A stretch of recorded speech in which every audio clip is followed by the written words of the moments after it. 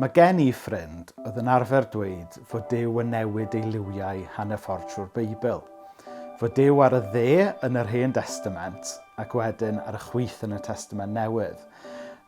Dwi hefyd wedi clywed rhywun arall yn dweud fod Duw yn dduw blin a depresif tan fod Iesu Grist yn troi lan a codi i galon e.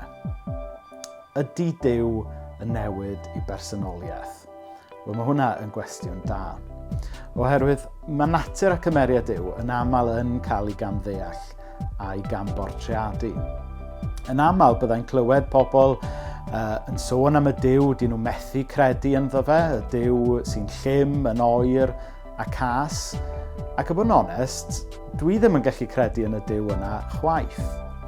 Ond wedyn, pan fydd pobl falle yn disgrifio y math o Dduw bydden nhw yn gallu credu ynddo, be maen nhw'n gwneud heb iddyn nhw sylwi falle ydy disgrifio Iesu.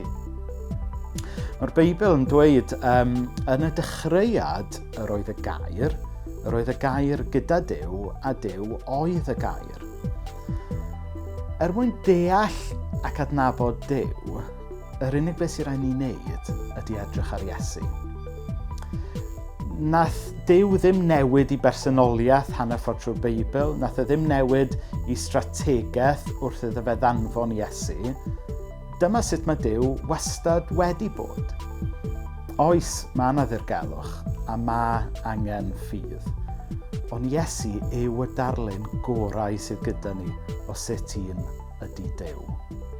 Mewn rhan arall o'r Beibl mae'n dweud, mewn llawer dull a llawer modd y llefarodd Duw gynt wrth yr hynafiaid trwy'r proffwydi. Ond yn y dyddiau olaf hyn, llefarodd wrthym ni mewn mab.